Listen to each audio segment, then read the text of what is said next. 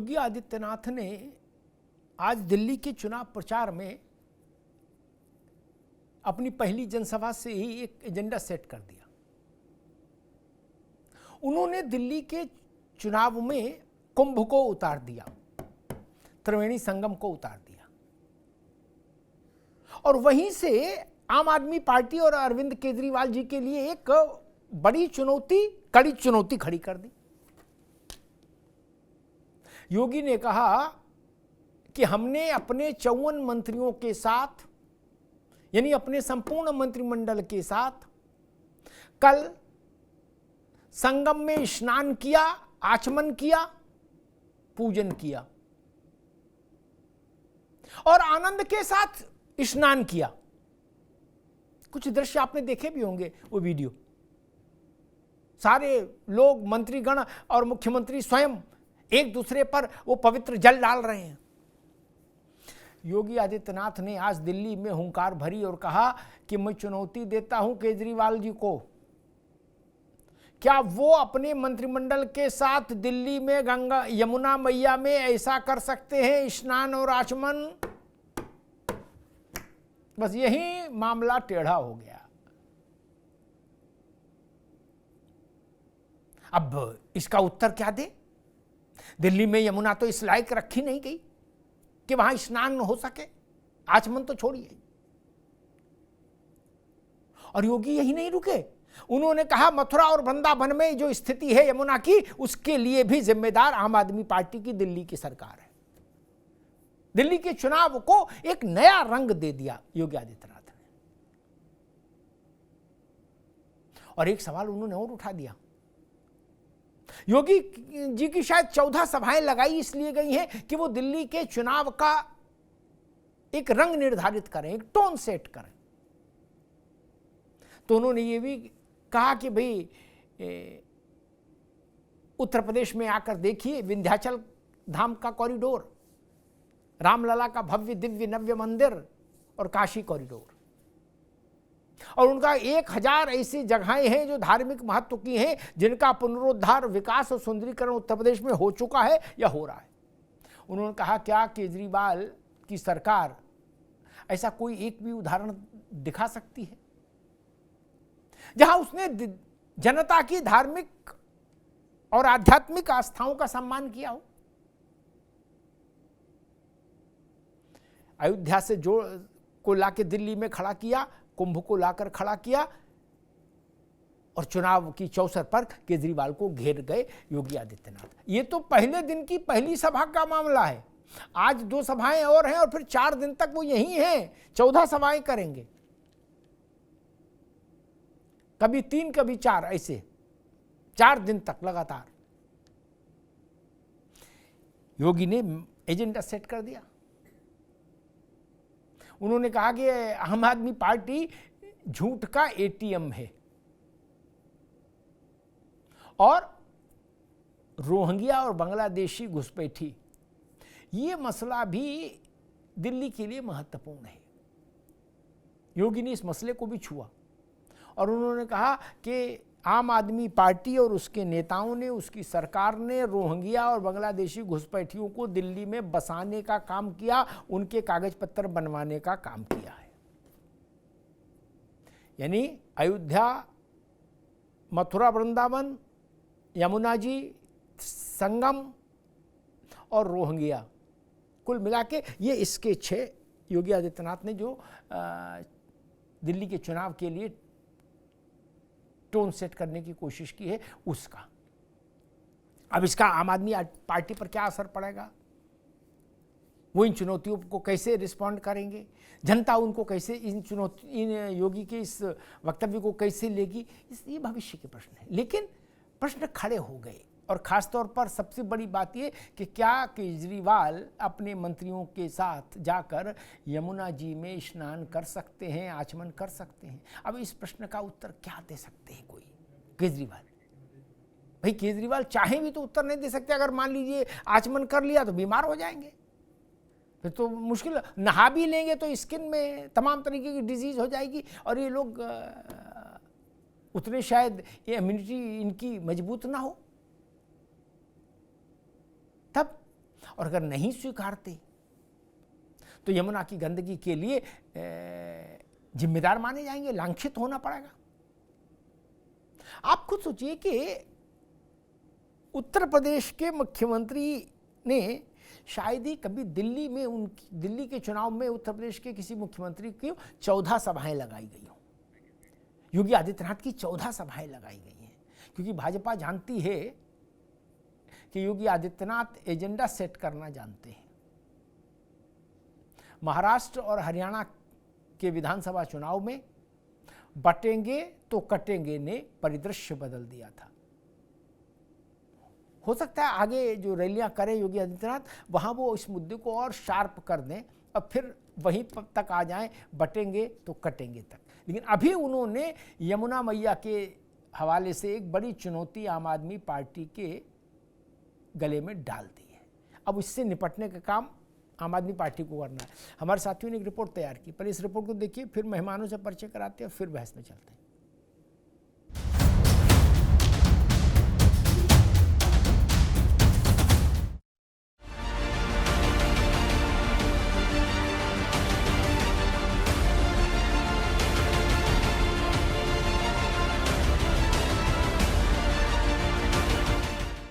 देश की राजधानी दिल्ली में विधानसभा चुनाव का दंगल सजा है। 5 फरवरी को होने वाले दिल्ली चुनाव के दंगल में वैसे तो हर वो दांव आजमाया जा रहा है जो तुरुप का इक्का साबित हो सके। इसी बीच बीजेपी के फायर ब्रांड और चुनाव में डिमांड वाले यूपी के सीएम योगी आदित्यनाथ की एंट्री ने चुनावी तपिश को और बढ़ा दिया है। आजकल मैं सुन रहा हूं अपने भाषणों में से अरविंद केजरीवाल जी बार बार उत्तर प्रदेश की चर्चा कर रहे हैं, लेकिन उनको भूलना नहीं चाहिए अब मॉडल के रूप में उत्तर प्रदेश को लोग देख रहे हैं। आम आदमी पार्टी ने एक सुनियोजित साजिश के अंतर्गत ओखला दिल्ली के अंदर उद्योग तो नहीं लगने दिए, कोई रुचि भी नहीं ली, लेकिन इसमें बांग्लादेशी घुसपैठियों को, रोहिंग्या को जरूर बसाने का काम किया है। आम आदमी पार्टी के नेताओं के घर में आधार बनाने की मशीन के माध्यम से आधार बांटे जाते हैं इन बांग्लादेशी घुसपैठियों को। 4 दिन में सीएम योगी आदित्यनाथ करीब 14 रैलियां करेंगे। आक्रामक अंदाज वाले सीएम योगी दिल्ली में पूर्वांचल, उत्तराखंडी और कोर हिंदुत्व वोटरों को साधने का सबसे दमदार किरदार माने जा रहे हैं। 23 जनवरी को भी किराड़ी, करोल बाग और जनकपुरी में सीएम योगी ने हिंदुत्व और राष्ट्रवाद का तड़का लगा दिया। पहले दिन की रैली में आम आदमी पार्टी और कांग्रेस पर सीधे वार करते नजर आए सीएम योगी। इन्होंने यहां पे दिल्ली में भी घोषणा की कि मुल्ला और मौलवी को यहां पर पहले से ही ये लोग वेतन देते थे। आज दिल्ली की आर्थिक स्थिति इतनी बदहाल कर चुके हैं कि उनको भी कई महीनों का नहीं मिला, और जब वहां से हो हल्ला शुरू हुआ तो इन्होंने उसको डाइल्यूट करने के लिए कहा कि हम पुजारियों को भी देंगे। आपने देखा होगा 2020 में दिल्ली के अंदर किस तरीके से दंगे करवाए गए और आम आदमी पार्टी के पार्षद और उनके विधायकों की संलिप्तता इस पूरे षड्यंत्र में सामने आई थी। स्वाभाविक रूप से जो अपने गुरु सरदे अन्ना हजारे को धोखा दे सकता हो, वह व्यक्ति जनता को भी धोखा देने में माहिर होगा। दिल्ली के मुस्लिम बहुल इलाकों में भी सीएम योगी की जनसभाएं होंगी। 28 जनवरी को दिल्ली के मुस्तफाबाद, घोंडा, शाहदरा, पटपड़गंज, तो वहीं 30 जनवरी को मेहरौली, आरकेपुरम, राजेंद्र नगर और छतरपुर और 1 फरवरी को पालम, बिजवासन, द्वारका में योगी की जनसभाएं होंगी। सीएम योगी सभाओं से पहले दिल्ली की हवा में हिंदुत्व के पोस्टर और नारे भी लहराते दिख रहे हैं। करावल नगर में बीजेपी उम्मीदवार कपिल मिश्रा के इलाके में बटेंगे तो कटेंगे वाले बैनर पोस्टर दिखाई देने लगे हैं। हालांकि पुजारियों को सैलरी से लेकर राम रावण और रामायण के मुद्दे पर आम आदमी पार्टी भी हिंदुत्व के मुद्दे को धार दे रही है। वहीं दिल्ली के दंगल में सीएम योगी के उतरने पर आप और कांग्रेस ने भी पलटवार किया है। बार केजरीवाल की सरकार बन रही है, प्रचंड बहुमत से बन रही है और काम करेंगे। पहले भी काम की राजनीति करते हैं हम, लड़ाई की राजनीति करते हैं हम, पढ़ाई की राजनीति करते हैं। कोई इम्पैक्ट नहीं पड़ेगा। दिल्ली के मुख्यमंत्री और दिल्ली के राज्य ने जो काम जनता के लिए किया है उसकी तुलना में जब उसकी तुलना की जाएगी तो कोई इम्पैक्ट नहीं पड़ेगा।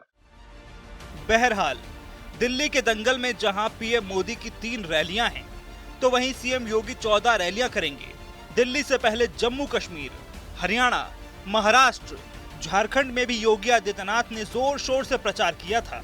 वहीं दिल्ली के दंगल में फायर ब्रांड योगी की डिमांड ऐसी कि हर उम्मीदवार कम से कम एक जनसभा की मांग कर रहा है।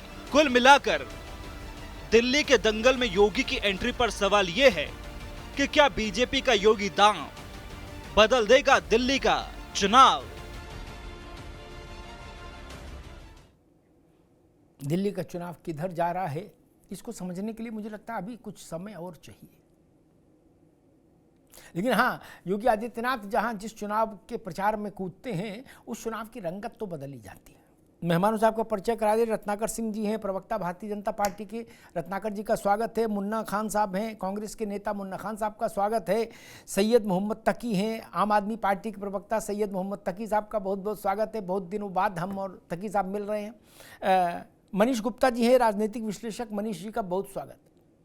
राजनीतिक लोगों के पास चलूँ, उससे पहले मनीष जी के पास आता हूँ। मनीष जी, एक सवाल योगी जी ने बड़ी दुविधा पैदा कर दी। उनने कहा भाई हम तो कल 54 मंत्रियों को लेके त्रिवेणी में नहाए, जम के नहाए, आचमन किया, पूजा की, सब करे आए। केजरीवाल जी को चुनौती है, वो यही यमुना में करके दिखाएं अपने मंत्रिमंडल के सहयोगियों के साथ, जाएं, नहाएं और आचमन करें। ये तो मामला बड़ा मुश्किल हो जाएगा।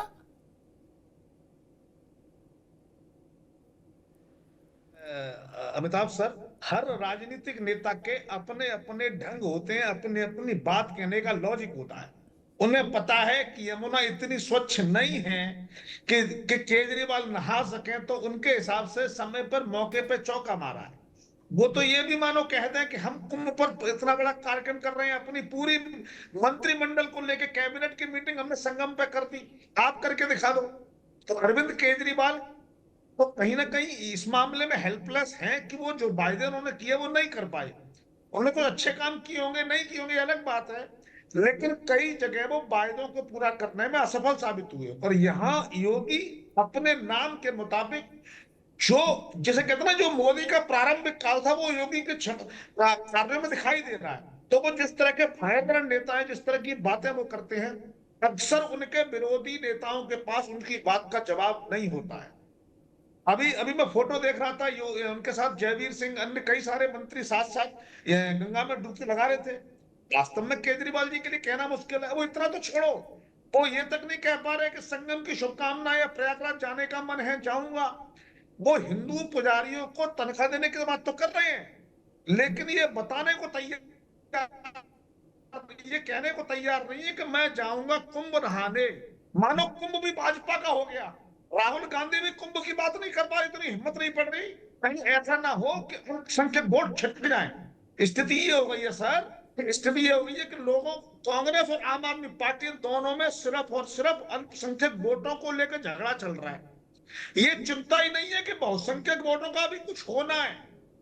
केवल भाजपा का कॉपीराइट ट्रेडमार्क नहीं है। जी ठीक मनीष भाई।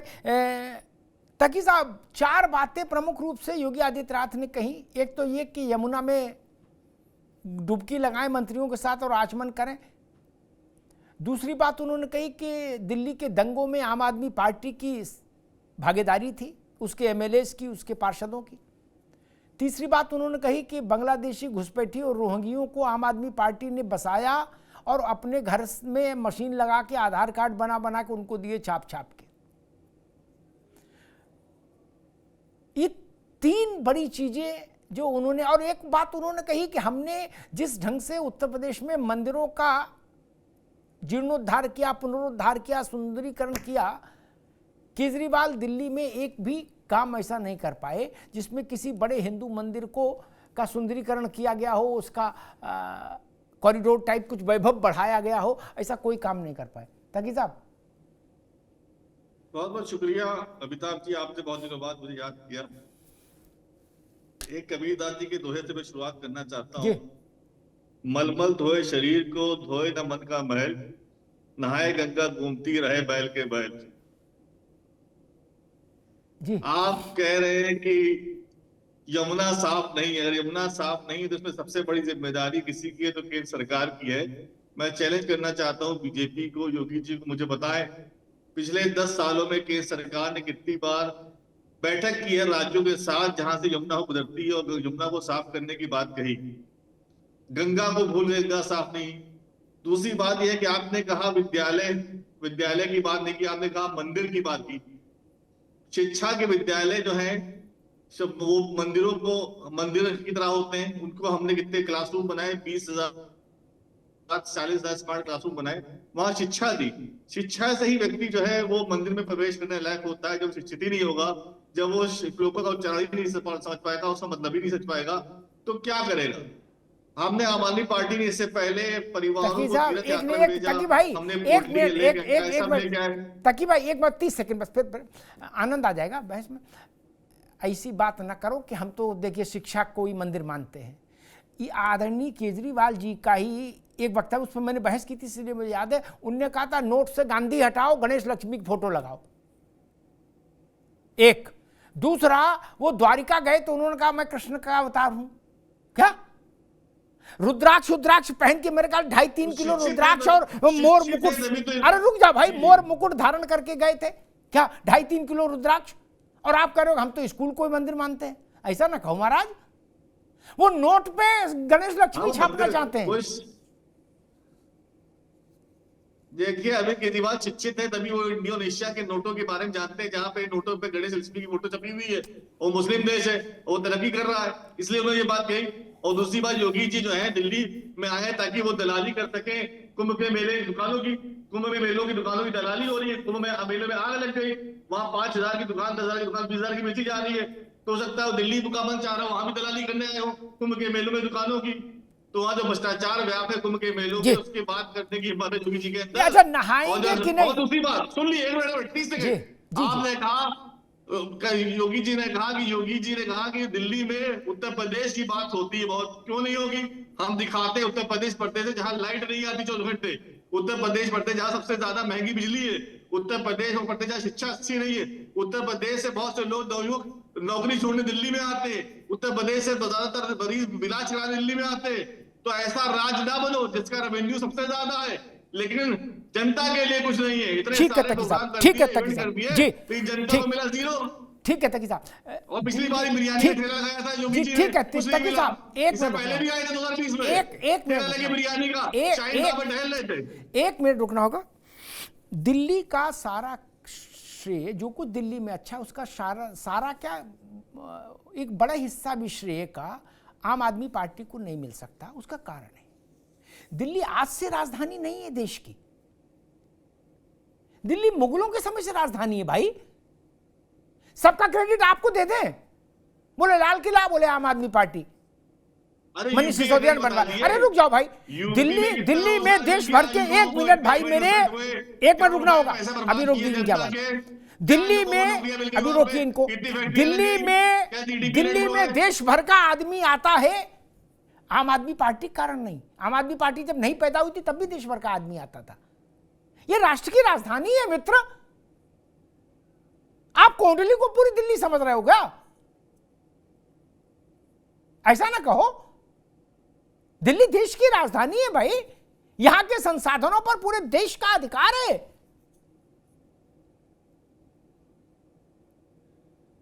इसीलिए दिल्ली की स्थिति बाकी से भिन्न है। खैर, मुन्ना खान साहब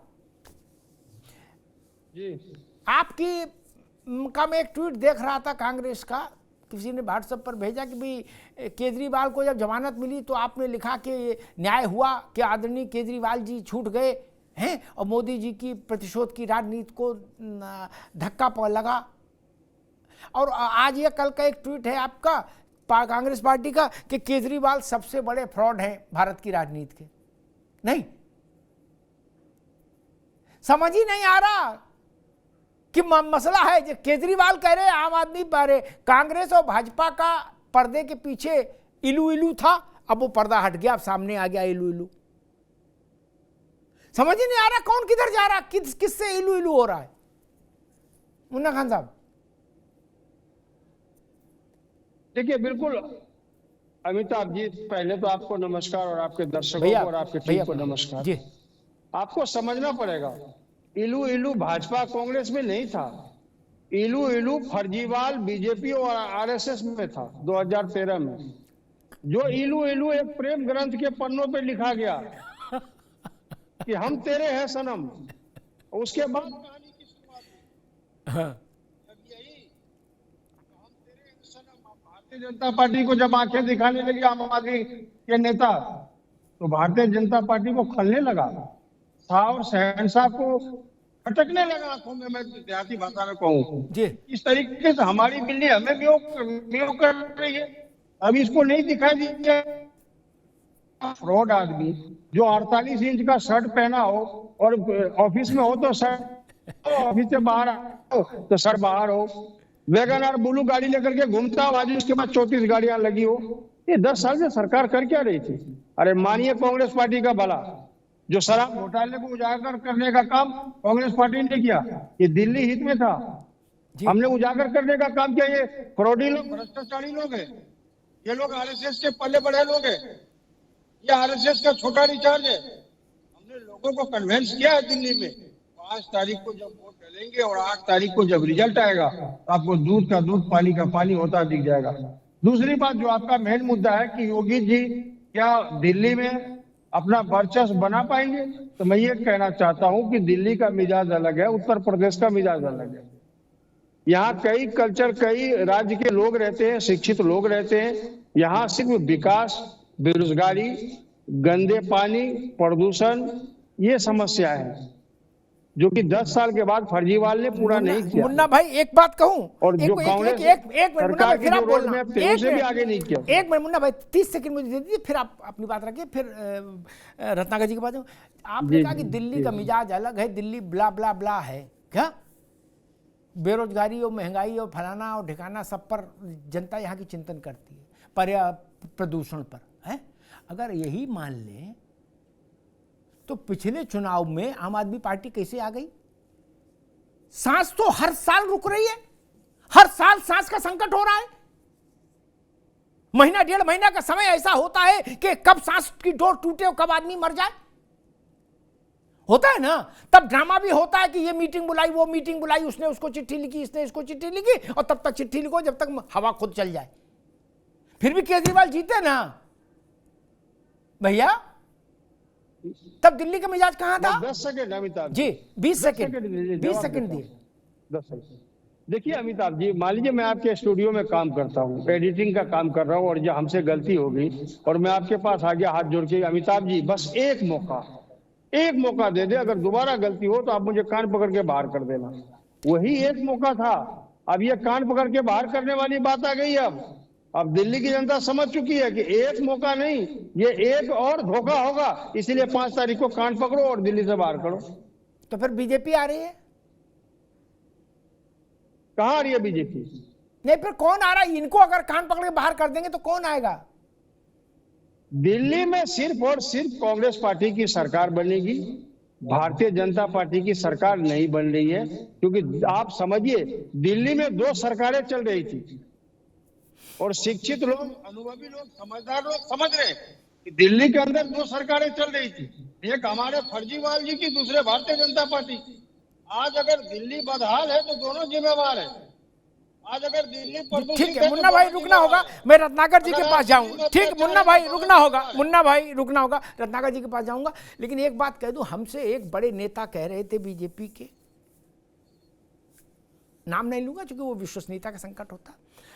उन्होंने हमसे कहा कि भाई साहब, अगर दिल्ली में, हमने कहा क्या स्थिति है पार्टी की, तो उन्होंने कहा कि आप ऐसे समझिए जितना अच्छा चुनाव कांग्रेस लड़ जाएगी उतना ही हमारी संभावनाएं सरकार के लिए प्रबल हो जाएंगी।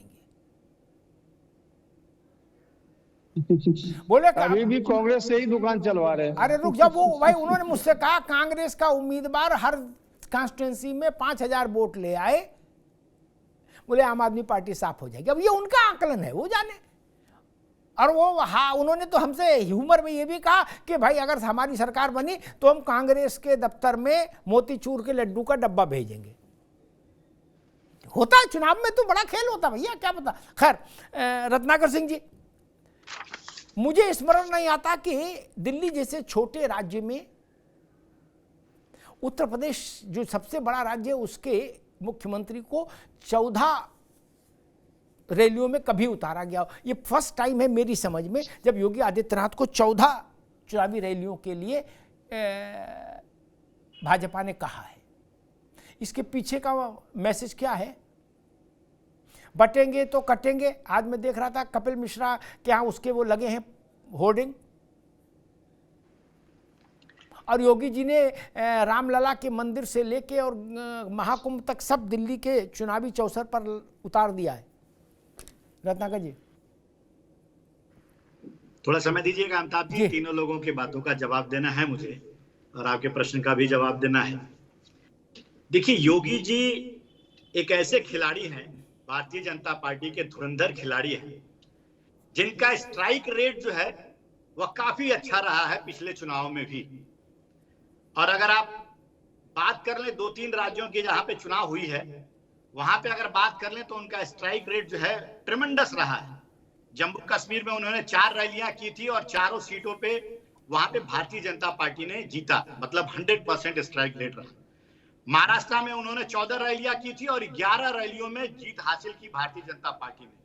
इसका मतलब यह है कि वहां पे 92% जो है योगी जी का स्ट्राइक रेट रहा है।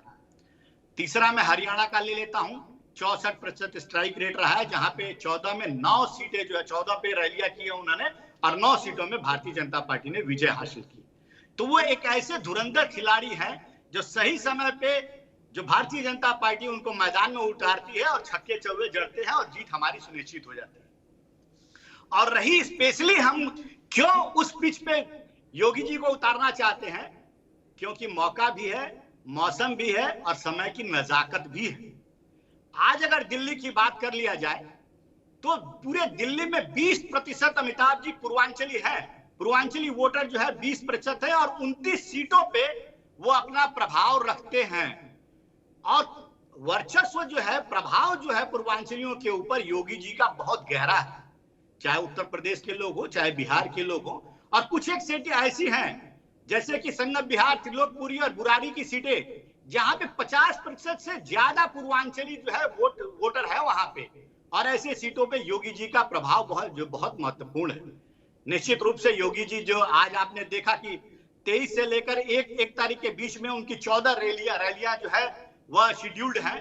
और वह जिस तरह से उन्होंने बैटिंग अपनी चालू की पहले ही दिन में, तो आज चर्चा का विषय बन गया और हम और आप तमाम पैनलिस्ट यहाँ पे बैठकर उसी मुद्दे पे चर्चा कर रहे हैं। निश्चित रूप से एक एक जो है वह उनके उधेड़ेंगे जाल को, उनके जो उन्होंने बुना है जो झूठ का जाल, उसको उधेड़ कर रख देंगे। अब ये जो केजरीवाल जी हैं जो चुनाव के समय में फर्जी हिंदुत्व का नारा लगाते हैं और फर्जी हिंदू बनने का काम करते हैं, उनका बताया उन्होंने कि किस तरह से वो रोहिंग्या मुसलमानों को जो है छापने की मशीन वहां पे आधार कार्ड पैन कार्ड इनके ऑफिस में बनता है और रोहिंग्या को वहां पे बसाने का काम जो है वह आम आदमी पार्टी के लोगों द्वारा की जाती है। जबकि भारतीय जनता पार्टी के केंद्र की सरकार वहां पे दिल्ली पुलिस की स्पेशल टीम गठित की है और वो टीम जो है रोहिंग्या मुसलमानों को आइडेंटिफाई करने का काम शुरू किया है। उनको 150 से 200 को लोगों को प्रोसेस में है, जो डिपोर्ट करने का काम जो है प्रोसेस में क्रियान्वित है और वहां पे डिटेंशन सेंटर में भी भेजने का काम भारतीय जनता पार्टी कर रही है। इनसे पूछ लीजिए इन्होंने कितने रोहिंग्या मुसलमानों को बाहर करने का या आइडेंटिफाई करने का काम किया है। किसी को नहीं, उल्टा बसाने का काम किया है, जो क्योंकि इनके वोटर हैं, वो भारतीय जनता पार्टी के नहीं, इनके वोटर हैं। दूसरी चीज मैं कहना चाहूंगा कि देखिए केजरीवाल जी जो है चुनावी हिंदू समझ में आता है कैसे है।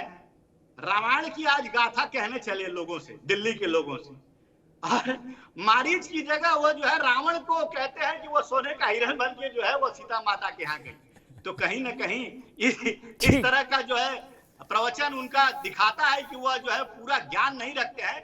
10 साल 11 साल तो वह मुसलमानों के लिए सैलरी देते गए, इमामों को सैलरी देते गए, और चुनाव के समय ना इमाम तो खुद धरना दे रहे हैं भाई, वो कह रहे हमको 7 महीने से तनख्वाह नहीं मिली, इमाम तो खुद धरना दे रहे हैं। वो नहीं दे पाएंगे ना, जिस तरह से वो झूठे वादे करते हैं। अभी जैसा हिंदू पुजारियों के साथ कर रहे हैं, ग्रंथियों के साथ कर रहे हैं कि भैया हम तुमको 18,000 देंगे, तो ये झूठे वादे ठीक है रत्नाकर भाई, अभी रुकना होगा, अभी रुकना होगा। तकी साहब के पास चलूंगा, वो कुछ कहने। तकी साहब, अच्छा एक बात बताओ, आप ये तो उनको सलाह दो केजरीवाल जी को कि धर्म शास्त्रों पर ना पढ़े। अब मैंने 2 बातें उनकी देखी, रामायण में गलती कर दिए, अब महाभारत में भी गलती कर दिए। क्यों बोलते हैं रामायण महाभारत? मैंने पहली बार नहीं, एक मिनट, वो गाना ही गाओ, भाईचारा हो लोगों में हो भाईचारा, वहां तक ठीक है। क्या रामायण भागवत गीता पुराण काहे को बोलो, उसमें उल्टा पुल्टा बोल रहे हो। नहीं, महाभारत में भी उन्होंने द्रौपदी को लेके कुछ बोल दिया जो तथ्य विहीन है। फिर इतना भी मतलब ऐसा थोड़ा कि रामायण नहीं बोलेंगे तो हिंदू नहीं माने जाएंगे केजरीवाल।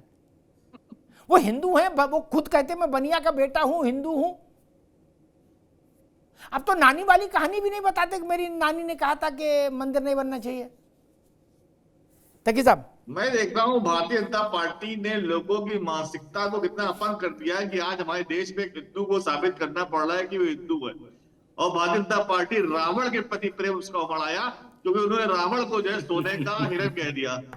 अरे भगवान रामायण में भगवान राम के प्रति प्रेम है, उनके पर आस्था है। ये बीजेपी वाले रावण के सम्मान में कूद रहे हैं। हिंदू होने का, रावण को चुनावी हिंदू होने के लिए इस तरह से ग्रंथ को अनर्थ करना, उसकी वजह इतना बड़ा युद्ध हो गया। आप रावण के सम्मान में मैदान में गए, रावण के सम्मान में बीजेपी मैदान में, ये बीजेपी को नारा लेना चाहिए। दूसरी बात ये कह रहे रोहिंग्या वालों को, रोहिंग्या अच्छा आपने एक मिनट तकी साहब, आप ये वो आपने कोई मशीन बना रखी है क्या घर में? मेरे पास सवाल, एक सवाल जवाब दे दूं। हरदीप सिंह पुरी जो बीजेपी के मंत्री हैं केंद्र के, उन्होंने कहा था रोहिंग्या को दिल्ली में फ्लैट देंगे, और बीजेपी ने पूछे इंटरनेशनल लेवल पे रोहिंग्या को लेकर पूरी जी ने झूठ बात कह रहे हैं। आदित्य देवा बाबा मीडिया के सामने आकर कहा कि इस तरह से कोई रोहिंग्या जो है अपने देश में रहने देंगे, उनके लिए इंतजार करेंगे, केजरीवाल उनको दिखा देंगे। बीजेपी केजरीवाल और यहाँ के प्रवक्ता वही सही, WHO में और यहाँ दूसरे बयान में हरदीप सिंह पुरी फ्लैट के लिए बात करते, रोहिंग्या बसाने वाले ये लोग हैं, रोहिंग्या को छोड़ देने वाले बीजेपी को लोग हैं। हमारे ग्रंथों की जानकारी पहले केजरीवाल जी पूरी ले लें, और मारीच और रावण में अंतर समझ लें कि वो हिरण जो है मारीच था कि रावण था। राम को बदनाम करने का काम तो केजरीवाल जी कर रहे हैं, कह रहे हैं कि हिरण को मारने के लिए लक्ष्मण जी को भेजा। अरे वो तो राम की तलाश में चल गए थे लक्ष्मण जी, तो राम का अपमान करने का काम तो केजरीवाल जी कर रहे हैं। भाई आप केजरीवाल जी को इतना जो ज्ञान यहाँ पे दे रहे हैं बैठ करके, केजरीवाल जी को जरा दे दीजिए, थोड़ा ज्ञान के चक्षु उनके भी खुल जाएंगे, उनको भी रामायण और महाभारत के बारे में। एक मिनट रत्नाकर भाई रुकिए, तकी साहब रुकिए, तकी साहब, शराब का ज्ञान, अरे दोनों लोग रुकिए, दोनों मित्र रुकिए। मैं मनीष जी के पास चलूंगा, फिर मुन्ना खान साहब पर, लेकिन अगली बार तकी साहब आपसे सवाल पूछूंगा, वो अभी बता दे रहा हूं ताकि आप उस पर तब तक होमवर्क कर लो। क्या जमुना में आतिशी मार्लिना और अरविंद जी बाकी सब मंत्रियों के साथ, विधायकों के साथ वोटिंग से पहले डुबकी लगाएंगे, आचमन करेंगे? कब करेंगे नहीं करेंगे, क्या स्थिति है? या जो आज चुनौती उनको मिली है, या उस चुनौती को नजरअंदाज कर देंगे? ये सवाल होगा। लेकिन पहले उससे पहले मनीष जी, मुझे लग रहा है कि दिल्ली का चुनाव दंगा रोहिंग्या एक इसमें विषय है, घुसपैठिए, क्योंकि दिल्ली जो मुंबई में फील हो रहा है ना, वही दिल्ली में फील होता है। मुंबई में आप देखिए कि बांग्लादेशियों और रोहिंग्यों के खिलाफ एक पूरा इस वक्त वायुमंडल तैयार है कि उनको हटाइए। दिल्ली में इसीलिए एलजी ने छापेमारी शुरू कराई, 450 लोग डिपोर्ट किए, 1200 लोग इन प्रोसेस हैं डिपोर्ट के। और इन विषयों पर केजरीवाल का ट्रैक रिकॉर्ड क्या कमजोर है? संकट में फंस सकते केजरीवाल? सच्चाई यही है कि देश में ऐसे ही मुद्दे होने चाहिए, विकास का मुद्दा हो। अब रोहिंग्या देश में आके रोजगार खा रहे हैं, रेवेन्यू खा रहे हैं, देश को नुकसान पहुंचा रहे हैं, अपराध में बड़ा बढ़ोतरी कर रहे हैं। देश में ऐसे ही मुद्दे होने चाहिए, चाहे कांग्रेस उठाए या आम आदमी पार्टी उठाए या बीजेपी उठाए। लेकिन धन्य हो अरविंद केजरीवाल जी का, इन्होंने ऐसा कल्चर लाया कि तेरे को फ्री, तेरे को फ्री, तेरे को भी फ्री, तेरे को टैक्स में छूट। देश का क्या होगा ये जाने समझे बिना उन्होंने ऐसा कल्चर क्रिएट कर दिया कि कांग्रेस और भाजपा उनको आना पड़ा। उनका नाम मुंह से क्यों नहीं फूट रहा है? अमित शाह को बोला गृह मंत्री हो, क्यों रोहिंग्या को बता रहे हो? बोलिए एक मिनट, क्यों रक्षा मंत्री नहीं हो, रोहिंग्या को डराते थे? एक बार अमित शाह तो स्थिति क्या है? तकी साहब एक मिनट पहले मनीष गुप्ता की आवाज आ जाए, फिर आपके पास आएंगे। जी ठीक है, मनीष गुप्ता आपकी आवाज आ रही है, आप बोलिए जी। तो ऐसा इकोसिस्टम मौजूद है कि जिसने सैफ अली खान पर अटैक किया है, क्या पता उसके सपोर्ट में कोई सीनियर एडवोकेट दिल्ली से कांग्रेस का नेता, आम आदमी पार्टी का नेता चला जाए।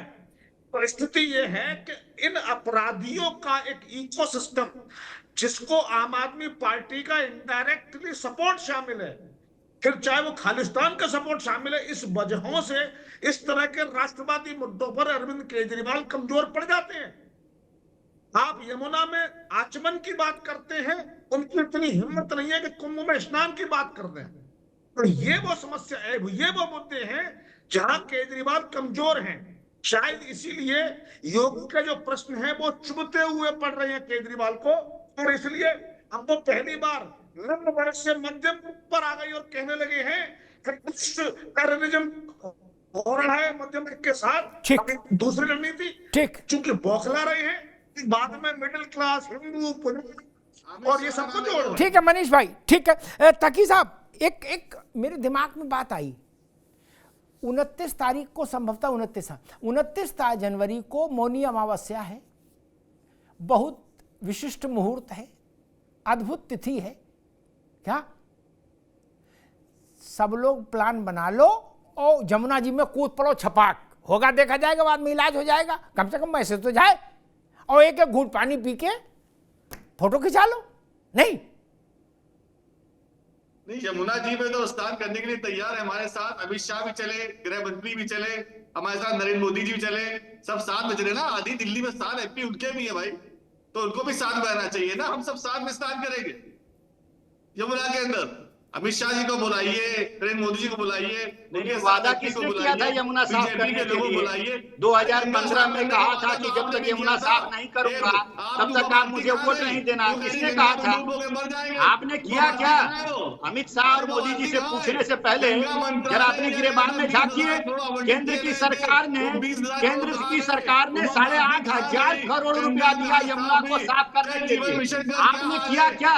आज आप कह रहे हैं कि योगी जी जाके नहाए। अरे खुद कहा था अरविंद केजरीवाल जी ने कि मैं जब तक यमुना साफ नहीं करूंगा मुझे वोट नहीं देना। आज यमुना की स्थिति ऐसी है कि वहां पे पूर्वांचली जाकर के छठ नहीं कर सकते हैं। ये तो सच्चाई है आप लोगों की। आप लोगों जैसी झूठी पार्टी पूरे विश्व में नहीं है, पूरे विश्व में नहीं है। यही अरविंद केजरीवाल जी अगर आज अपने बच्चे के सर के ऊपर अपना हाथ रखकर कसम खा ले तो कोई भी दिल्ली वासी, दोनों लोग रुकिए। तकी साहब इस तरह का कसम खा करके पहले भी खा चुके हैं और उन्होंने पूरा नहीं किया अपने वादे। ठीक, तकी साहब रुकिए।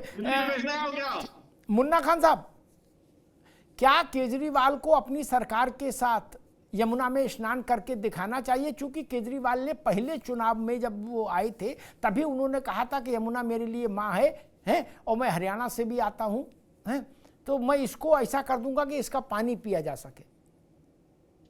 10-11 साल तो बिल्कुल हुआ जाए तो कुछ नहीं, यमुना में जो कोई पांव डाल ले तो पता लगे बीमारी हो जाए पांव में। हमने छठ पे दृश्य देखा था, फेना ही फेना, जी, जी, फेना जी, ही जी। फेना, इतना केमिकल, इतना केमिकल। बिल्कुल अमिताभ जी, मैं आपके बातों से सहमत हूँ।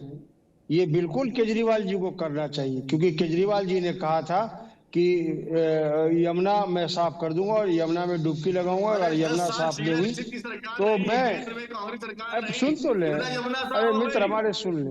अरे 10 अरे साल अरे भाई आप लोग तो गठबंधन में अभी हो, अभी इतना न लड़ो, अभी तो गठबंधन केंद्र में चल रहा है। अभी रुक जाओ, 10 साल केंद्र में कांग्रेस अभी मुन्ना खान साहब की बात आएगी। तकी भाई अभी मुन्ना खान साहब की बात जी। मुन्ना खान साहब, 15 साल शीला जीती, कितना यमुना साफ हो गई? मुन्ना खान साहब, अभी आप शीला दीक्षित के ही किए हुए कार्य के धागे नहीं काट पा रहे, रिबन नहीं काट पा रहे। कुछ काम किया हो दिल्ली में तो आप बताएं। सुन तो ले मित्र हमारे। यूपी में अरे मित्र हमारे सुन ले। दिल्ली में मोदी जी कितनी गंगा साफ हो गई? इस तरीके की डिबेट होगी, आप सुन तो ले। एक मिनट तकी साहब, ऐसे सुन तो नहीं, ले, अभी आप रुकना सुन होगा। ले। मुन्ना खान साहब की बात आ जाए, वो आपके पार्टनर हैं, अभी केंद्र में तो गठबंधन है ही। तकी भाई सुन ले। देखिए, जी। एक को माँ गंगा ने बुलाया था और दूसरे को माँ जमुना ने बुलाया, और दोनों नटवर लाल ने एक दिल्ली लूटने का काम किया, दूसरा देश लूट रहा, और दोनों से साफ नहीं बने। 88,000 करोड़ रुपया जो बजट उसी नटवर दिया लाल के गया साथ आपने गंगा सरकार सफाई बना का, ली, उसका कांग्रेस के पता नहीं नेताजी। लगा। उसी नेता के साथ सरकार बना ली, उसी के साथ आपने इंडिया ये देखिए गठबंधन बना मिर्ची लिया। लग गई इसको। उसी नेता के साथ इसको मिर्ची लग गई, क्योंकि आपने सच्चाई दिल्ली का है। लोकसभा का चुनाव लड़ लिया। सच्चाई है। उसी के साथ आपने हाथ मिला के ऐसे ऐसे कर लिए। तुरंत कहने को वो फर्जी वाले आपके ऊपर देशद्रोही का मुकदमा लग जाएगा। आप उसी नेता के खिलाफ गलत शब्द बोल रहे हैं, जो आपका जिसके चरण चुंबन कर रहे थे। पूरी कांग्रेस पार्टी अरविंद केजरीवाल की शिकायत करी थी। लोकसभा चुनावों में आपने केजरीवाल का सपोर्ट किया हर जगह। जब केजरीवाल जीत गया, लेकिन क्या बोलता, अन्याय हो रहा है, सही हो रही है, क्या हो रहा है। केजरीवाल से आप बोलते थे केजरीवाल निर्दोष है, जाके मोदी जी ने संसद में बोला था कि केस किया कांग्रेस ने, सजा दी, अदालत ने जमानत दी, अदालत तरीके से आज अगर विकास की बात हो तो वो देश हित में नहीं हुआ। केजरीवाल फर्जीवाल है। केजरीवाल के बारे में गलत शब्द मत बोलिए, वो मुख्यमंत्री रहे दिल्ली के, वो दिल्ली के सम्मानित मुख्यमंत्री हैं। आपने कैसे और उस मोदी का नाम ले लिया? आप भी पार्टी में सत्ता में शामिल थे। जब पहली बार केजरीवाल ने सरकार बनाई, आप शामिल थे कि नहीं थे शामिल? जब शामिल थे तो क्यों मुंह चुरा रहे हो भाई? आप तरीके की मानसिकता है। पहचान नहीं पाए अमिताभ भाई। नहीं, मनीष बाबू रुकिए, मुन्ना खान साहब अभी रुकिए, अभी दोनों लोग रुकिए। मुन्ना खान साहब, अच्छा बताइए, आपको यानी कांग्रेस को ये इल्म, जैसे अभी कांग्रेस कह रही है कि नटवर लाल है केजरीवाल, तो आप कांग्रेस को ये इल्म कब हुआ कि केजरीवाल नटवर लाल हैं? ये तो पता लगे, मतलब कौन सी तारीख को ये इल्म हुआ? कट ऑफ डेट बता दो कि उस डेट तक ठीक थे, उसके बाद नटवर लाल हो गए, हम अलग हो गए। नहीं, राजनीति में डेट का मतलब नहीं होता। मैनिफेस्टो के आधार पे अगर आपने काम पूरा नहीं किया। मैनिफेस्टो नहीं तो मैं जो यो कह रहा हूँ ना, केजरीवाल नटवर लाल है, आज आप कह रहे हो, मैं समझना चाह रहा हूँ आपको ये जैसे भगवान बुद्ध को वृक्ष के नीचे ज्ञान प्राप्त हुआ था, तो आपको ये कब पता लगा कि केजरीवाल नटवर लाल है? आप तो अमिताभ जी नाइंसाफी वाली बात कर रहे हो। मैं केजरीवाल को नटवर लाल बोल रहा हूँ तो बड़े नटवर लाल को भी नटवर लाल बोल रहा हूँ। नहीं, वो आपके विरोधी हैं। एक मिनट, ना नाइंसाफी नहीं, आप ट्रैक बदल रहे। मैंने क्या कहा, मोदी के से आपकी कभी अलायंस नहीं रहा। अरे रुक जाओ भाई, मोदी से तो आपका अलायंस नहीं रहा। केजरीवाल के सम्मान, जेल में से केजरीवाल जल्दी छूटे, शराब घोटाला में जब जेल में गए, इसके लिए दिल्ली में रैली हुई, उसमें कांग्रेस के बड़े बड़े ने, गांधी परिवार के लोग गए, कहा केजरीवाल जी ये भगत सिंह के बाद वही हैं असली, चंद्रशेखर आजाद और भगत सिंह के बाद, बाकी अशफाक उल्ला वगैरह भी पीछे हो गए। क्या मंच पे ऐसा भाषण नहीं दिया गया? दिया गया ना, बहुत पुरानी बात नहीं, अभी की बात है। बताया ना, जिस दिन केजरीवाल को जमानत मिली, कांग्रेस पार्टी ने अपने ऑफिशियल हैंडल से कहा कि केजरीवाल जी की रिहाई न्याय की जीत है, सत्य की जीत है। तो मैं वही निवेदन कर रहा था कि आपको किस तारीख को ये अंदाज हुआ कि ये नटवरलाल है। फिर मैं तकी साहब से भी पूछूंगा कि उनको केजरीवाल को कब पता लगा कि कांग्रेस और भाजपा पर्दे की ओट में इलू इलू कर रहे हैं, उनसे भी पूछूंगा। जी मुन्ना खान साहब। जी देखिए, मैं ये कहना चाहता हूँ कि अरविंद केजरीवाल जी के लिए कांग्रेस पार्टी ने कहा था, लेकिन जो कांग्रेस पार्टी का एप्लीकेशन था जो उन्होंने 22 अगस्त 2022 को जो दिल्ली के पूर्व जुझारू अध्यक्ष चौधरी अनिल कुमार ने जो पत्र एलजी को लिखा था, वो मनीष सिसोदिया के शराब घोटाले का था। एक बात। दूसरी बात, आपने केजरीवाल को अरेस्ट किया तो सही है, और केजरीवाल के रिहाई पे कभी भी कांग्रेस पार्टी के हैंडल से ये नहीं लिखा गया कि भगत सिंह से ऊपर है, अशफाकुल्ला खान से ऊपर है, क्योंकि वो उन शहीदों का अपमान सिर्फ भारतीय जनता पार्टी कर सकती है। मैं क्या कह रहा हूं, मैंने अरे भाई आप तो नासमझी कर रहे हो, आप नासमझी कर रहे हो। कांग्रेस पार्टी के विचारधारा में जो देशभक्त थे, जो शहीद हुए। अरे रुक जाओ भैया, रुक जाओ, मैं फिर दोहरा दूं ताकि तथ्य स्पष्ट है। ठीक है मुन्ना भाई, आगे बात। ठीक, अब रुकना होगा, मैं आ रहा हूं आपके पास रत्नाकर, अभी रुकना होगा, मुन्ना खान साहब रुकना होगा। मैंने कहा उसको दोबारा सुन लीजिए ताकि तथ्य स्पष्ट रहे, दाएं बाएं मत करिए। मोटरसाइकिल का पहिया कार मत लगाइए और कार का पहिया मोटरसाइकिल मत लगाइए। मैंने कहा केजरीवाल की जब जमानत हुई तो कांग्रेस ने अपने ऑफिशियल हैंडल से कहा केजरीवाल जी की रिहाई न्याय की जीत है, सत्य की जीत है, सत्यमेव जयते।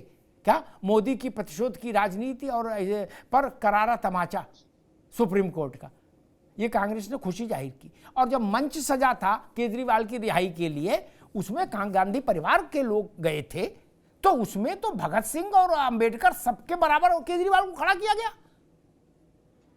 बोले ये तो आजादी की लड़ाई लड़ रहे मानो, ऐसा बताया गया।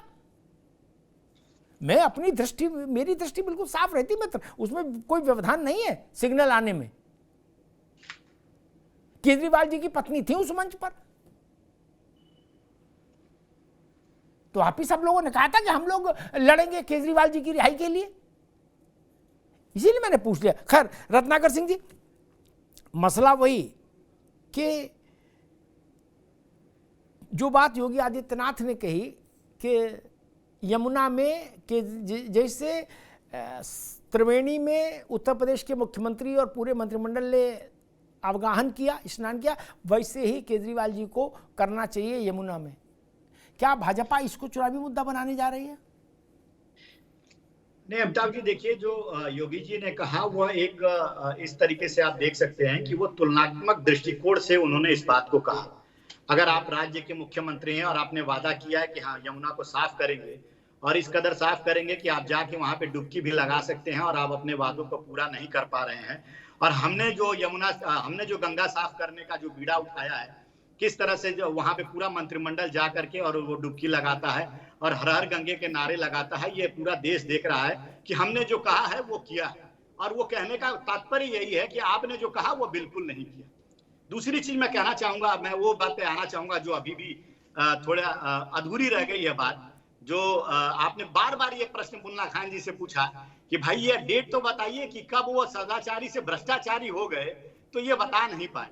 ये केंद्र के लिए तो अरविंद केजरीवाल जी इनके लिए सदाचारी है, लेकिन राज्य का जब चुनाव आता है तभी भ्रष्टाचारी होते हैं। और ये मॉडल की बात करते हैं, शीला दीक्षित मॉडल की। यही 6 महीना पहले जो पानी पी पी करके और शीला दीक्षित को गाली देने का काम करते थे आम आदमी पार्टी के लोग की, किस तरह से उन्होंने क्या क्या काम किया, उसके पहले भी जब गाली देने का काम करते थे, और उनके साथ वही कांग्रेस पार्टी गलबहियां करती है और साथ में चुनाव लड़ती है, और आज कहती है कि नहीं नहीं वो भ्रष्टाचारी हो गए। ये तो पहले भी देखना चाहिए था। ये पार्टियां जो है मौका परस्त है, और ये फायदा उठाती हैं, मतलब समय का फायदा उठाती है। समय पे सदाचारी हो जाते हैं, समय पे भ्रष्टाचारी हो जाते हैं। ये देख लीजिए, अभी इनके ही नेता ने, अजय माकन ने राष्ट्रद्रोही तक कह डाला ना। राष्ट्रद्रोही कहा है कि नहीं कहा है? कहा है ना राष्ट्रद्रोही। इनके ही नेता ने, कांग्रेस के नेता ने कहा है। आप गठबंधन तो उसी समय तोड़ देना चाहिए आपको। क्यों आप गठबंधन बना के रखते हैं भाई? वो तो धन्य हो दिल्ली की जनता का जिन्होंने इनको जिताया नहीं। अगर जिता दिए होते तो राष्ट्रद्रोही पार्टी के नेता लोग आज केंद्र में बने होते।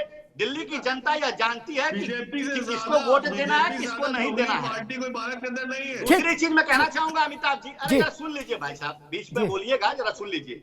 ये वही आम आदमी पार्टी है अमिताभ जी जो नारे तो लेकर के चली थी कि स्वराज की तरफ चलो, और स्वराज से चल के ये शराब तक पहुंच गए। दिल्ली में इनका जो है चुनावी जो झाड़ू से लेकर के और ये दारू तक पहुंच गए, और ये आम आदमी से कब खास आदमी बन गए ये दिल्ली की जनता को पता ही नहीं चला कि कट्टर ईमानदार से होकर के कट्टर। ठीक है रत्नाकर भाई, समय कम है, अब रुकना होगा, अब रुकना होगा रत्नाकर जी, अभी रुकना होगा। रत्नाकर जी की आवाज, रत्नाकर जी को रोकिए, अब रुकना होगा। मैं तकी साहब पाता हूँ, तकी साहब मेरे सवाल सुन लो, हाथ नीचे कर लो। मेरा प्रश्न ये कि मुझे ये बताओ, आपको इल्म कब हुआ कि कांग्रेस भ्रष्ट है और भाजपा के साथ उसका इलू इलू है? क्या आपके लिए भी कोई तारीख रही होगी? क्योंकि कांग्रेस ने तो आपको अब देशद्रोही तक कह दिया। भ्रष्ट तो छोटी चीज थी, नटवरलाल छोटी चीज थी, फर्जीवाल छोटा शब्द था, वो तो देशद्रोही तक कह गए। तो आप लोगों को ये कब समझ में आया, किस दिन में, कि रात में, किस तारीख को? देखिए अमिताभ जी, इस वक्त दिल्ली के चुनाव का छोटा सा फसाना है कि बीजेपी चाह रही थी उसको 8 सीटें मिली, वही बची रह जाए, बहुत बड़ी बात है।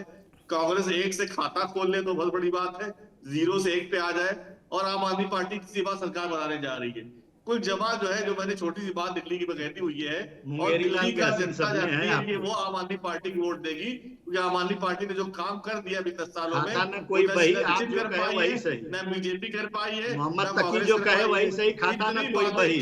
जो जितने भी बातें हैं वो सारी बातें बेईमानी है। और अरविंद केजरीवाल ने जेल पे जाके आप ही के चैनल पर हाईलाइट चली गई, डिबेट लोकसभा चुनाव में भी आप कह रहे थे इसी तरह से, दिल्ली में light Bharatiya Janata party light चली गई, सातों की सातों सीटें भारतीय जनता पार्टी ने जीता था। इस बार तो आपके मुख्यमंत्री भी हारेंगे, अतिशी जी भी हारेंगी, अरविंद केजरीवाल जी हारेंगे, मनीष सिसोदिया हारेंगे। इस बार तो आपके दिग्गज नेता हारने वाले हैं। मैं लिख के देता हूँ, चुनाव के रिजल्ट के बाद भी डिबेट होगा, और आप देखिएगा किस तरह से दिग्गज नेता आम आदमी पार्टी के हारने वाले हैं। आदमी पार्टी का जीतना तय हो गया है, और मोदी जी से 3 रैलियां कर रहे हैं। इसका मतलब ये है कि योगी जी किनारे लगा दिए जाएंगे और मोदी जी 3 रैली की, इसका मतलब आम आदमी पार्टी जीत रही है। मोदी जी की 3 रैलियां है, इसका मतलब आम आदमी पार्टी जीत रही है।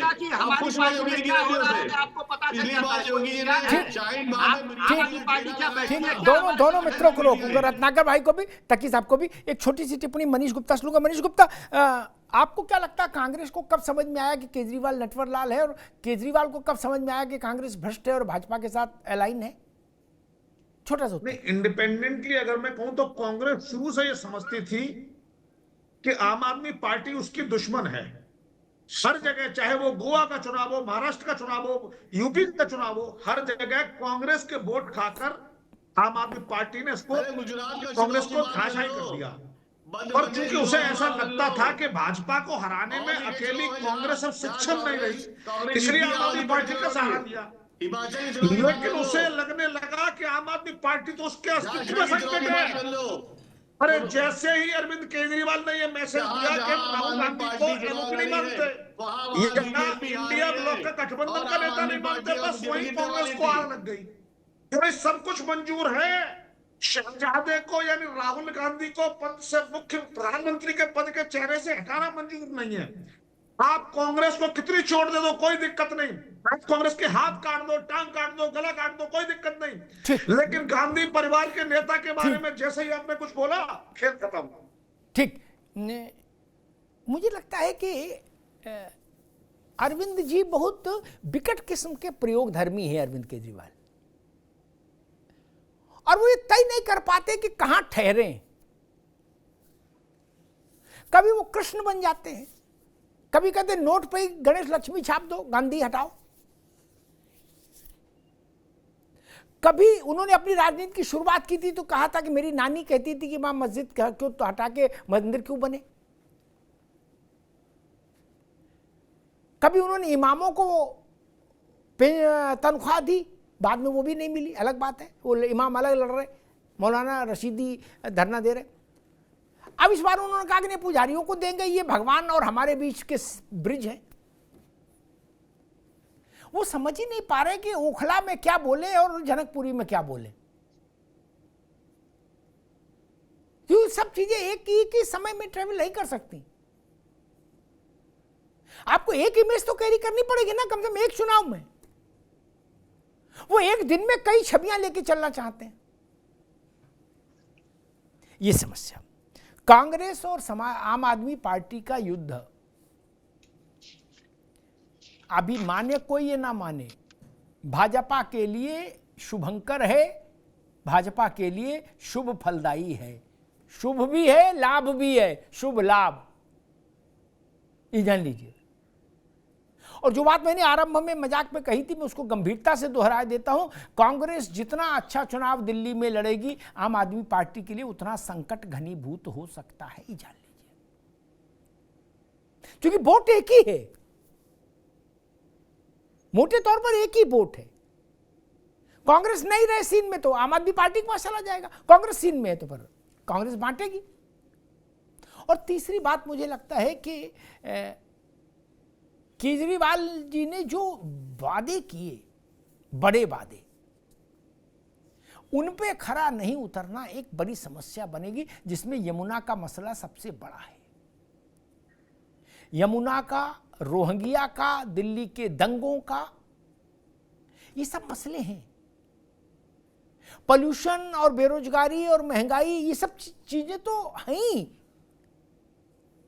लेकिन उसके साथ साथ ये मसला भी बड़ा है कि दिल्ली के लिए जो एकमात्र नदी है दिल्ली से गुजरने वाली, वो भी साफ नहीं हो पाई, जबकि अरविंद केजरीवाल का ये पब्लिक लाइफ में बड़ा कमिटमेंट था।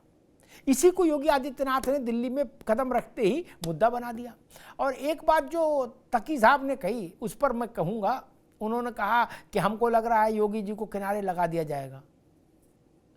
आपको ऐसा गलत क्यों लगता है बार बार? अरविंद जी मुंह की खा चुके, उनने कहा था मेरे पास जानकारी आ गई है गुप्त सूत्रों से, चुपचाप कान में, कि लोकसभा चुनाव के 60 दिन जैसे होंगे, 61वें दिन योगी हटा दिए जाएंगे। कितने दिन हो गए? 4 जून को रिजल्ट आ गया था भैया, 23 जनवरी है।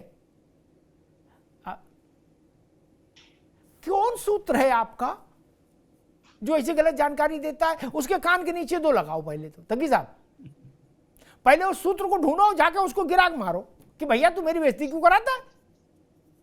मंच से कहा था अरविंद जी ने कि मेरी बात हो गई, फाइनल पता लग गया, योगी हटा दिए जाएंगे। योगी और ताकतवर हुए जा रहे हैं। अब आपने फिर एक उम्मीद पाल ली कि दिल्ली चुनाव के बाद योगी जी किनारे कर दिए जाएंगे। नहीं, आप अपने सूत्रों को बदलो, आपके सूत्र प्रामाणिक नहीं है, वो ठीक जानकारी नहीं दे रहे, या सूत्र है ही नहीं, आप अपने मन की बात सूत्रों के हवाले से कह रहे। मुझे लगा ये भी चीज़ ठीक नहीं है। पब्लिक लाइफ में लोग आजकल याद रखते हैं, और सोशल मीडिया के ज़माने में तो हर चीज़ रिकॉर्ड पर है कि आप पुजारियों को तनख्वाह देने की बात कर रहे हो, लेकिन योगी आदित्यनाथ पूछ रहे हैं रैदास संप्रदाय के मंदिरों में, रैदासी समाज के मंदिरों में जो लोग हैं उनको तनख्वाह कौन देगा? वाल्मीकि समाज के जो मंदिर हैं उनके यहाँ जो व्यवस्था करने वाले पुजारी लोग हैं उनको तनख्वाह कौन देगा? ये मसला सीधे दलितों से जुड़ता है दोस्त। बहुत सारे मसले हैं, लेकिन मुझे लगता है कि योगी की उपस्थिति दिल्ली में चुनाव को एक नया रंग देगी, और वो रंग ऐसा होगा कि जो थोड़ा तीखा होगा और सब आम आदमी पार्टी के लिए मुश्किलें पैदा करेगा, असुविधा पैदा करेगा। धन्यवाद।